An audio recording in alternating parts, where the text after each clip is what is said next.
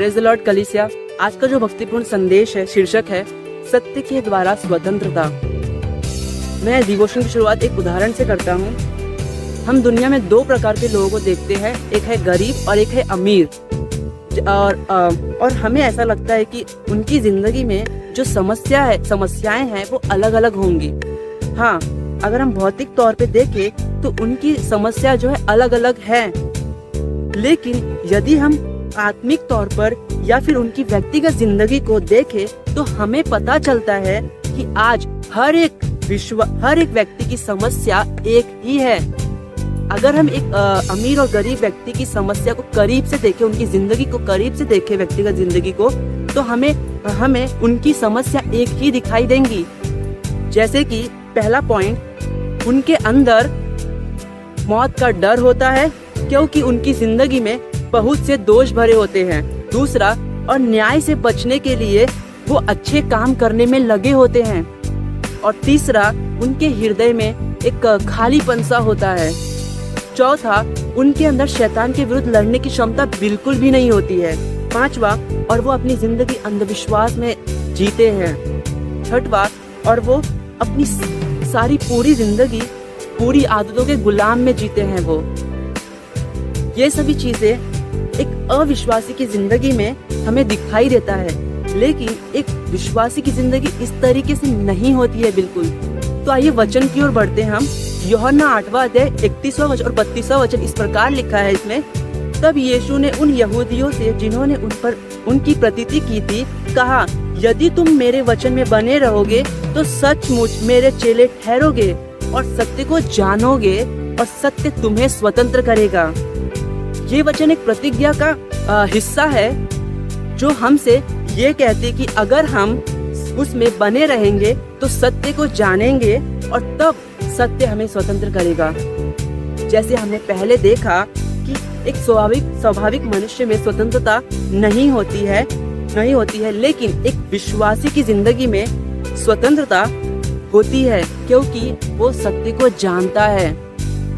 आखिर यहाँ पर किस सत्य और स्वतंत्रता की बात हो रही है? तो आइए हम सत्य की ओर देखते कि सत्य क्या है। तो सत्य को जानना यानी अपने पापों से मन फिराकर यीशु मसीह के मृत्यु और पुनरुत्थान पर विश्वास करना है। अगर हम यूहन्ना 18वां अध्याय 37 वचन पढ़े तो उसमें यीशु मसीह कहते हैं कि मैं पैदा इसीलिए हुआ कि सत्य की गवाही दूं, और जो लोग सत्य के पक्ष में हैं वे मेरे वचन को सुनेंगे। तो हमने देखा कि सत्य क्या है, लेकिन इस सत्य पर विश्वास करने के द्वारा स्वतंत्रता क्या है वो हम देखते हैं।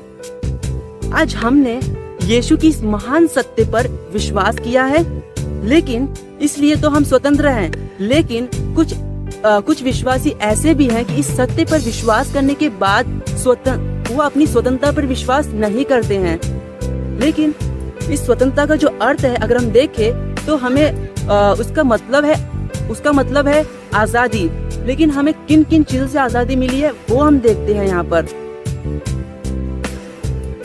पहला पॉइंट मैं आपके सामने रखता हूँ।